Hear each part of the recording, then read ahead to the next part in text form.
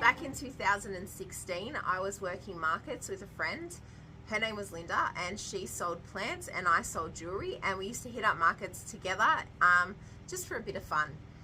Now one day she actually gave me a plant of hers that I was starting to slowly fall in love with because I thought it looked like a mini pineapple, and it's actually a Euphorbia hybrid, Euphorbia buplurifolia cross Suzanne, and that was a real Alice down the rabbit hole moment for me.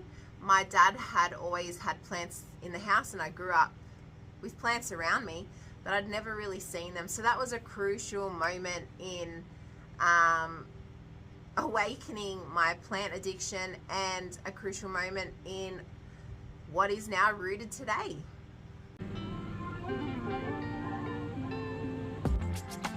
I think because I already had a friend who was doing it, that it was quite an easy path for me to take to start selling plants. I was already visiting mainstream nurseries quite often and finding Sydney-based wholesalers, but what I did struggle to find were the plants that I really wanted to grow. You know, those really weird looking creatures that fit into their unique little niche in nature. And I was able to source them from other hobbyists and collectors and some other unique little nurseries. What I found when I started posting my collection online on Instagram was a bigger community of people who really wanted to grow these plants as well. And I loved propagating these plants and meeting you all and being able to share all these plants with you guys.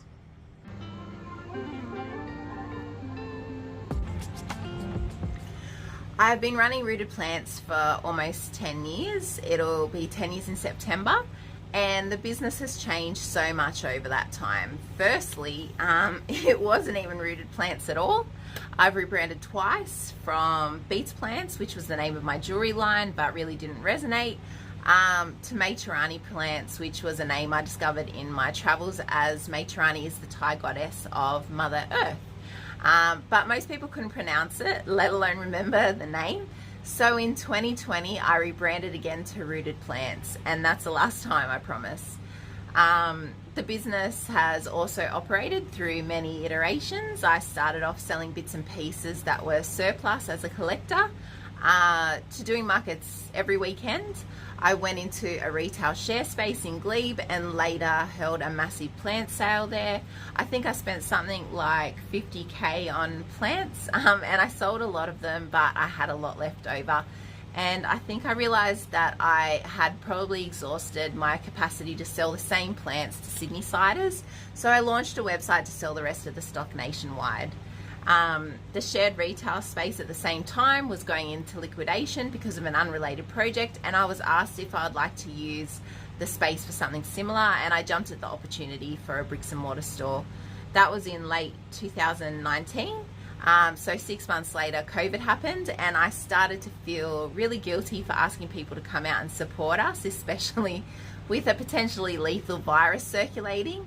And I had a lease renewal coming up, so I made the hard decision to shut up shop and focus on the online market. So for the first time in a long time, I had only one revenue stream to focus on, and I realized that my website gave me a lot of flexibility. After a couple of years, I decided to scale back Rooted and started studying naturopathy and working in a health clinic to see if that was really the direction I wanted to head in. Over the years, I guess the business has really evolved with me, and I've been able to explore other interests. Even now, as a full-time mum to a 1-year-old, I get to spend about 15 hours a week working and helping support my family. And honestly, probably keeping my sanity, because motherhood can be really overwhelming and consuming, and the ability to come down to the greenhouses and having that time with my plants is pretty magical. It can also be quite overwhelming down here, as it does require a lot of work. Even looking around now, I see so many weeds galore that I just don't always have the time to stay on top of. So yeah, I guess there are some negatives, but mostly I'd say it's all positives, and I see myself continuing to operate Rooted for a while to come. I also love the fact that my kids are going to grow up with their hands in the soil. As soon as they're old enough, they're definitely going to be put to work. I hope they learn to love weeding as much as I do. But yeah, I love that I have the opportunity to give, I've had the opportunity to give so many things a go and really grow my business acumen, deepen my plant knowledge. And I think what life and Rooted has taught me is there's always room for more. One more chance to try something new, one more lesson to improve or grow, and I guess always room for one more plant.